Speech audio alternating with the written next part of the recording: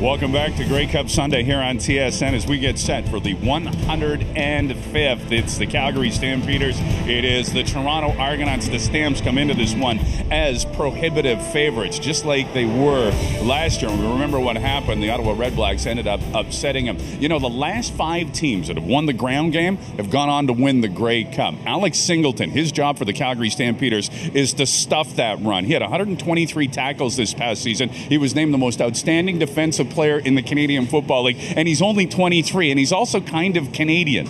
I say kind of because his mom lived in Toronto, grew up there until she was about 12. Then her family moved to the United States, and because of the way it works with the ratio, he is considered a Canadian, and that's a big deal because this young man is a heck of a football player. With more, here's Dave Naylor.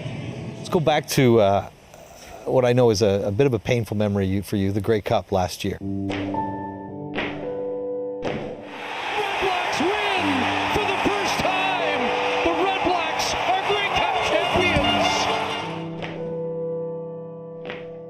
Your family had come up from California, your parents, Ashley, your siblings.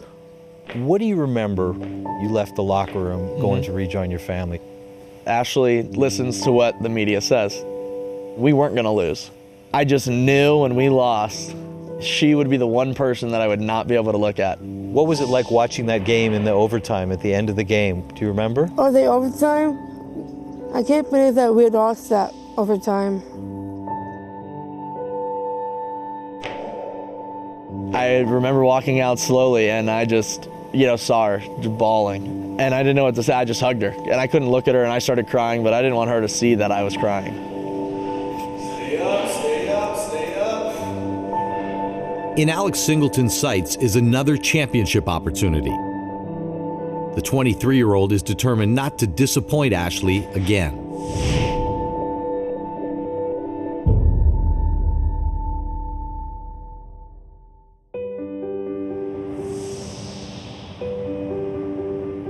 Alex Singleton is a proud Canadian. His mother, Kim, was born in Canada. But Alex is also a proud American, growing up in Thousand Oaks, California. He lives in Calgary year-round, but the Stampeders linebacker tries to get back to his hometown as much as possible to see his family and check in with his older sister. I love him so much. How does he make you feel? He makes me feel happy. Alex and Ashley are the oldest of 4, and their relationship has always been close. People always ask what I think about her. She's my best friend. Go. Yeah, Ashley! Yay! What would you like the world to know about people with Down syndrome, people like your sister?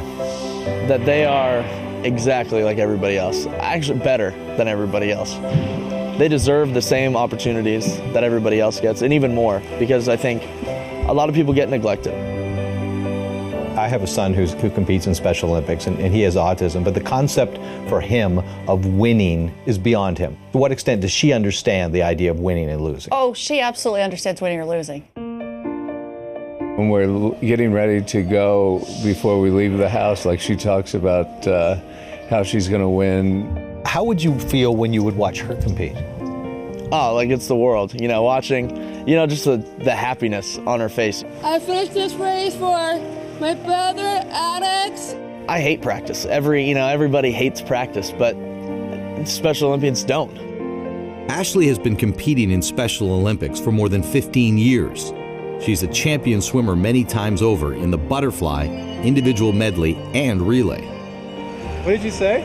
I said I want to try and kick out ass in the freestyle. She's proud of him, but he's so proud of her. I guess they realize how hard it is for her for some things.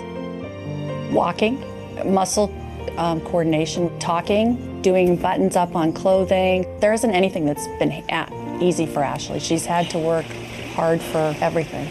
That's the hardest thing I've done in a long time. This is the bus stop, huh? Yeah, I met 3 players from the Packers. Hey, Matthew, give it my guitar. When Ashley isn't working stocking shelves at her part-time job, she takes part in a program that teaches life skills to those with intellectual disabilities. I'm wearing my new socks and shirt. The guy Today, Ashley is learning about taking public transit. What do you like about watching your brother play for the Stampeders? I like it. I like watching it because he's really good at it. What kind of advice does she give you on football? Oh, don't miss tackles. An obedient brother, Alex made at least 10 tackles in 3 consecutive games this season, a CFL record.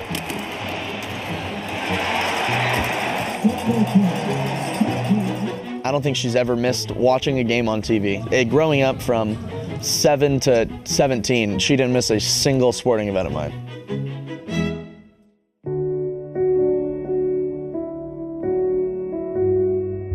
For those with Down syndrome, medical science has taken big strides over the last few decades to significantly extend their lifespans. But the risk of early onset Alzheimer's disease remains higher in the Down syndrome population compared to the general public. Is that part of what drives you to be successful in whatever you do? Is that because you feel that there's a responsibility there somewhere down the road? Yeah, 1,000,000%. What do you want to do? Go boating. You do? Yes. I'm gonna kick your ass. Knowing that she lives at home with my parents, and one day, how everything's happened, that she'd probably live with me because I'm the older brother, and that's always been something I've worked towards, is to be able to one day be able to take care of her. At what age and for how long have you been thinking about those kind of things? As long as I can remember, which is kind of funny. That's, one of the, when I, dreamt about playing pro football, it was also having Ashley live at my house. How often do you talk to him? I talk to him on the phone, texting him, and doing FaceTiming with him. Every day? If he's not busy with anything. How much does that mean to you to stay in touch with him? I love talking with him so I can talk to him about his team going to the Grey Cup. In the future, when you get older, do you think you might live with him someday? I would like to. It's always one of the kind of reasons in the back of my head that I see myself living here back in Thousand Oaks again one day. Any girl I've ever dated, it's the first thing, that comes up. She is always in the plan. I've always been, the younger big brother that will always take care of her. I love her to death. They have got a great relationship, and he is a heck of a football player. 123 tackles, Calgary Stampeders single-season record. He is the first player in CFL history with 10-plus tackles in 3 straight games.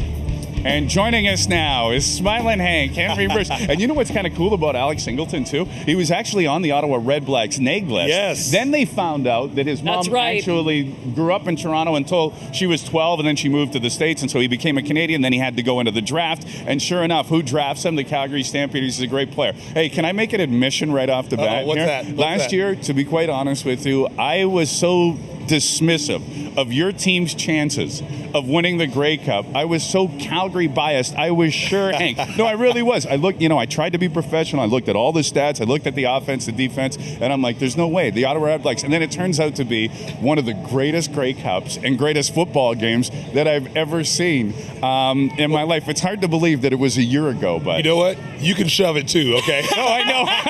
No, but here's the thing, though. No, 100%. You got to be a man, right? Exactly. Or a woman. When you make a mistake, you just have to own up to your mistake. I said the same thing, Hank. I said, no, sub 500, I'm so sorry. There's no way. Especially coming off one of the greatest regular seasons, the Calgary Stampeders. I just thought they had no shot. And when I see you come out there, and it's the pregame, and all of a sudden I see your leg locks up, and I'm like, oh, it's curtains for sure. Then you come out and you just start throwing darts. Let's talk a little bit about that game before we talk about this year's Grey Cup. Does it seem like just yesterday? You know, it feels just like yesterday. And I know today when I woke up, I had sweaty palms. I was nervous. I was dreaming about playing. But then I woke up, in reality, I'm not playing. But you know what? You still get flashbacks of what you went through mentally and physically last year. Waking up, you're able to relive some of those moments. But I know the players right now, there's a lot of nervous tension. The butterfly is the biggest butterfly in your belly that you've ever felt. But you know what? Last year, even before the game we played Calgary, we knew we had them right where we wanted them because they had such a cockiness about themselves. They weren't humble. Where us, we had just lost the year before to Edmonton. We were humble, and we knew what it would take to get the job done, and thankfully, we were able to get just that done. Now, I certainly don't think they're as cocky this year, particularly after what happened last season, but a guy like Charleston Hughes, and I know we spoke about him yesterday, and just saying that Ricky Ray turtles whenever he's coming around, what does that Stamps D have to do, because it is the best in the league, what do they have to do to slow down JWJ, Ricky Ray, SJ Green, all these good offensive weapons on the Argos? Well, you know the whole cliche where they say if it's not broke, don't fix it. Well, the same thing applies to the Calgary Stampeder defense. It's not broke, so they definitely don't need to fix it. They need to continue doing the things that they've done all season long. In the 2 matchups back in August where they played Toronto, they sacked Ricky Ray multiple occasions. They got multiple turnovers in each game, and they really didn't give them a chance to put lots of points on the board, especially with Bo Levi and the offense clicking the way they were. Well, now that offense is back clicking the way that we expect Bo and Jerome Messon to get running, and that's going to put more pressure on Ricky Ray and them, so that front four for Calgary, bend their ears back, get to Ricky Ray and shut down the run. Absolutely, and JWJ, he didn't play either in that game. It was Whitaker at the time as well. So this will be completely new. And a guy like Roy Finch, he's so fast. It's such a mismatch for linebackers as well. I mean, big linebackers trying to chase down little tiny Roy Finch. How are the Argos defense going to slow down a guy like him and Messam, who was special teams, who was absolutely fantastic. Well, that front four, their job is to protect the man in the middle, being Bear Woods. Bear Woods, I mean, you've seen the transformation of this Toronto defense since he came from Montreal over. And yesterday I mentioned that, to me, he's the best leader in this league when it comes to being on defense. Look at how this team is transformed, because that front four with Cleon Lang, with Wynn, with Victor Butler, and with the Eliminator, they've done a great job. Tied for the league in sacks with 50, but also one of the best in the league is shutting down the run, and it's because they got that front four with Bear Woods sideline to sideline making plays. You know what? I was at the Eastern Final, obviously cheering for Saskatchewan last weekend with my kids, and they were Saskatchewan, yeah, exactly. And they were a 3rd and 5 from being in this game. But I thought the difference in the game, it's a good point, is that I really thought that the Toronto Argonauts controlled the line of scrimmage up front, and that was the difference. Anyways, Hank, we appreciate this. We'll see you again a little bit later on. Always a pleasure, to be here, my friend. All right, don't go anywhere. Plenty more coming up on Grey Cup Sunday. We will feature the Calgary Stampeders head coach, Dave Dickinson, coming up right after the break.